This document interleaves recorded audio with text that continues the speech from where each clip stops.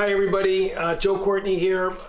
Sorry I can't be with you for the conference and the gathering, but just wanted to convey to you how honored I am to receive the Steiger Award, which is symbolizes really the great mission of your organization, which is really to promote best practices and keep the importance and visibility of workplace safety, injury prevention, on the radar screen, not just of Congress, but really the whole country.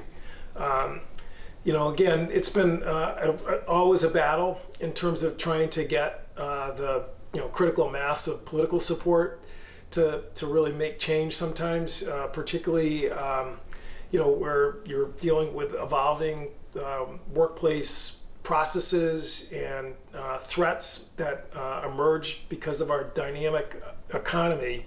But there's no doubt about it. The numbers show that this is such an important priority for everybody to be concerned about. Certainly in terms of employees and workers, but also really for employers and government to make sure that our economy stays strong, which workplace safety, in my opinion, is a critical element of that. We're still working hard on the Education and Workforce Committee, even in a pretty tough political environment. The workplace safety legislation for healthcare workers and social workers still is desperately needed. We have good bipartisan support in terms of co-sponsorship.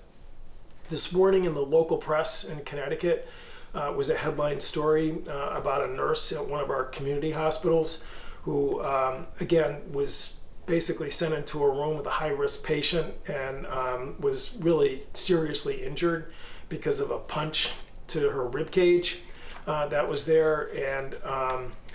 And that story, once again, is something that is happening all over the country and is a totally unacceptable situation because there are good practices that have been developed in hospitals and other healthcare settings about identifying high-risk situations, trying to reduce that risk by good practices like making sure people aren't alone in somewhat risky, dangerous situations, or making sure that there's good notification systems, panic buttons, alarms, and obviously giving workers the ability to understand what's the best way to de-escalate violent situations and reduce the risk of harm.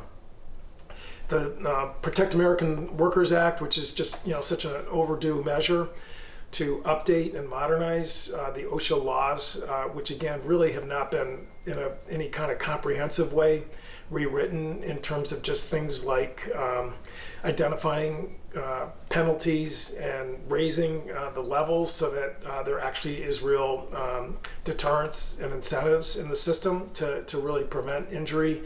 We've had some success. We had a maritime OSHA bill that got through the National Defense Authorization Act on my